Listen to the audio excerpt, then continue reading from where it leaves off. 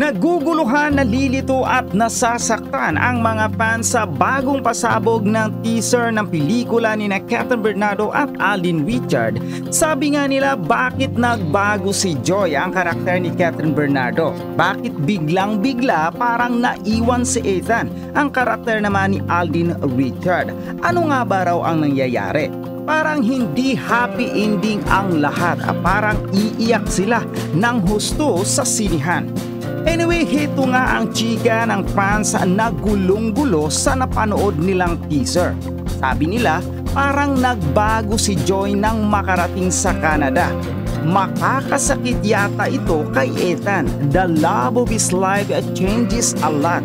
Hopefully, love wins. Sabi rin ng ilan, here I am thinking about past lives after the line, Joy is gone. Sana ganong atake kasi si Joy ambitious. Hindi siya mapalagay sa isang lugar sa Canada.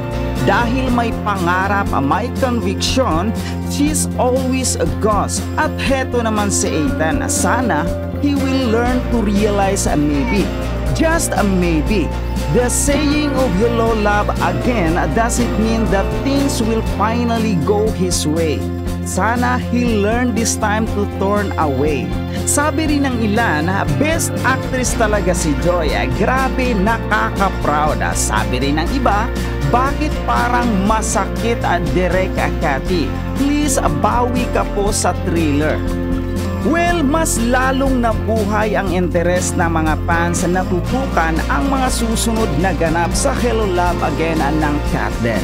Ang dami pang magaganap, ang dami ngayon. Kumbaga sinabi, Joy is gone kasi nga Hello Marie. Hello Marie, pero ano ba talaga bakit siya may pa-Hello Marie? Pero bago mo sagutin yan, 16 million views na sila in 14 hours across multiple platforms. Yung kapiranggot na teaser na yun, 16 million views na agad-agad. Tapos ang dami, million na rin ng reaction. Actually ngayon ang dami nang nagre-react, may nag-agree na okay lang po para mas ma-excite ang mga viewers. Ikaw ba mas gusto mo talaga na ang ending ay parang hindi sila magkatuluyan? Yung saktan talaga ni Marie or ni Joy, si Ethan or Alden. Parang feeling ko, katulad nyo nung kasal-kasalo-kasali, diba? Aabot sila sa gano'n, pero meron pa yung susunod na mga, parang, di ba mga Marvel na series, di ba? Yung mga installment, hindi natatapos yun kasi meron mga patikim. Dapat gano'n, may patikim sila sa huli na may susunod pa. Dapat gano'n, pero hindi tayo makakapag-conclude kung ano yung mangyayari. Abangan na lang natin. Pero kung sinasabi mo nga sa akin na magbigay tayo ng scenario na gusto natin. Magkakatuluyan itong dalawang ito. Pero magkakaroon ng problema at yun ang itutuloy. Baka pwedeng sa kasalan na, tapos biglang hindi matutuloy yung kasal. Tapos ano ba yung susunod? Ano nangyari? Tapos may papasok na ibang character para sa mga Marvel, di ba, sa mga DC comics, mga ganyan, na merong mga parang pinapakitang ibang character na siyang magtutuloy nung series na yun. So from Hello Love Goodbye, Hello Love Again, pwede pa magkaroon ng parang Hello Love Forever or Hello Love Forgotten. Book 3, wag nang Forgotten. Kasi syempre kailangan mas madrama pa ang Hello Love Till Death Do Us Part. Sa pang-4 na yun. Hindi ang feeling ko parang eto gusto ko yung may pa-cliffhanger sila sa yung parang hindi pa rin sila magkatuluyan. Pero dapat sa middle ng movie, medyo okay na sila, meron na silang napagkakasundan at talagang yung love story nag-evolve talaga or nag-bloom. Pero sa dulo biglang meron na namang bagong twist. Yun na nga, ganun mangyayari at parang ngayon ko lang naisip na gusto talaga ng Star Cinema na buwisitin talaga yung mga karakter. yung patayin sila sa pananabik, patayin sila sa yung alam niyo, buwisitin sila sa mga hindi nila ibibigay kung ano yung inaasahan. Pinapangarap ng mga fan. Ako talaga, to be honest, hindi naman sa pagiging sadista, pero mas gusto kong uuwing basang-basa ang mga mata ng mga manonood. At yung talagang umiiyak talaga sila. At nag-crave for more. Yes. Kailan nyo tutuloy parang gano'n? Sana, alam mo, sana gumawa sila ng libro. Libro nung Hello Love Again at Hello Love Goodbye Tapos Hello Love Again. Kasi hindi naman lahat nakakapanood ng pelikula, no? Mm-mm. So, tapos from there, tapos gumawa sila ng panibagong series na libro, pang third book. Pagkakitaan na. Ay, po. Pagkakitaan na itong Katde na to, ilagay na sa lahat ng venue, like ilagay na ang merchandise, na sana ang mga merchandise na dapat ngayon ay meron na. Dahil sinasabi ko nga palagi, na kapag ka meron kang merchandise, nako, hindi mo, ito'y, kumbaga, itatago mo to, iti-treasure mo to forever. Kasi nga, yung mga merchandise niyan, hindi mo talaga siya mabibili sa kahit saan. At minsan lang tong inilalabas. Kaya nga, nako, kayong mga Katden, huwag kayo masyadong umasa, ha. Chill lang tayo, kalma-kalma. Na ano, huwag umasa Huwag umasa dun sa mga inaasahan ninyong magiging ending ng pelikula. Kasi maraming pwedeng mangyari. At gusto ko nga, di ba, mag-series pa ngayon dalawa, mag-TV series, kahit sandali lang. Which is possible naman because uso naman ng collaboration. Pagkakitaan na ABS natin. Kasi hindi naman bibitaw yung mga Katden na yan sa ganyan lang, na pagkatapos ng pelikula, di ba, they will crave for more, craving for more. At kahit inilabas yan sa libro, inilabas na yan sa Netflix, iba pang social media platform, abangan na lang natin ang mga susunod pang mga teaser. Anong oras? Katden. Ang bilis, 2:38 agad-agad. Bakit Joy is gone. Joy is...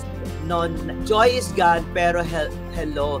Joy is gone, Marie is now. Pero sandali, yung character talaga ni Joy, siya yung parang siya lagi ang problema ng character ni Alvin. Siya yung pahabol, siya yung parang siya naman kasi yung may parang problema eh. Baka kasi, kaya hindi ito spoiler ha, baka naman kasi Hello Marie, nagpalit ng pangalan si Joy kasi baka OFW siya.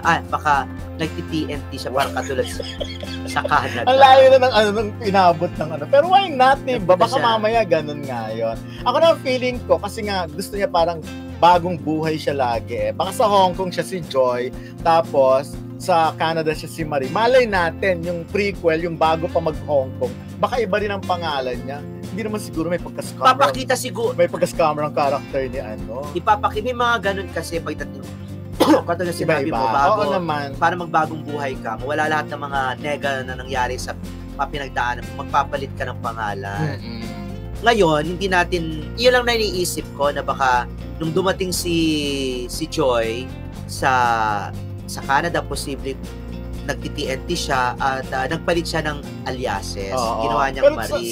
Joy Marie. Sa kasi, Hello Love, Goodbye, yun talaga yung pangarap niya eh. Ang magpunta ng Canada. Ganun talaga yung dream niya. Pero abangan natin kung may mga ibang character na kasali pa sa project na pwedeng maging, for example, third party. At alalahanin nyo, meron pang ibang character na parang ililink doon kay Joy. Yes, kay yung mga ganun-ganun nga. So, hintayin natin. Uunti-untiin yan ng Star Cinema. Siyempre, hindi naman yung sila lang dalawang umiikot, di ba, sa kanilang love story. Meron mga sasawsaw na ibang mga character dyan. Anyway. Pero sabi nga nila, kahit na ano pa yan, kung anumang ending, kung anumang gitna, kung anumang kwento, papanoorin pa rin namin. Dahil nga sa Katden. Kawawa naman.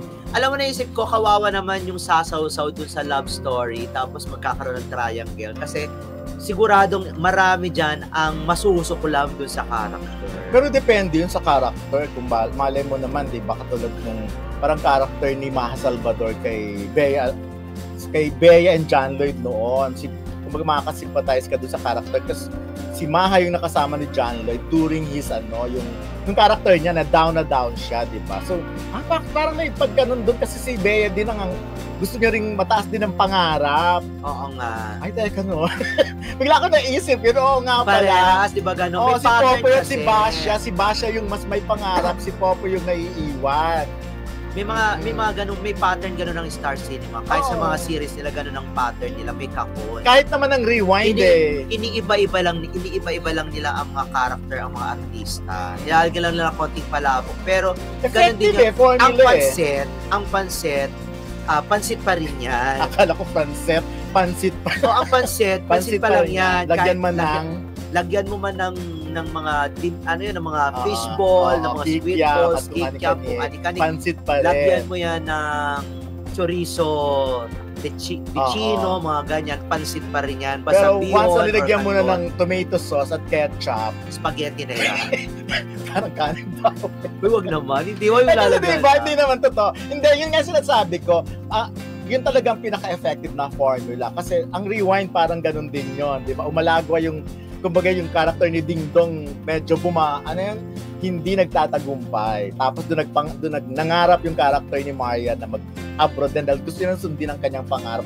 Lagi palang may ganun, Nag-abroad ba si Mario? Hindi nga natuloy. O diba, hindi nga Pero siya nagpaplano natuloy. na siya. Nagpaplano. Kasi nga, diba? Doon nagkaroon ng conflict. Oo. So, Tapos, ganun din. O mga ganun, basta alam nyo na yun, huwag na kayo magtanong. Oo. At saka hintayin na lang natin lahat-lahat. Pero pag kung masayang nga ngayon, Kalma lang kayo, chill lang kayo kasi marami pang darating. may event ka sana ngayon, 2 p.m. Di ako makapunta. Sayang machichikak pa naman si Vito Del Rosario pero syempre hindi naman niya magbibigay ng detalye, di ba? So far, yun nga ang pa lang, 16 million in 14 hours na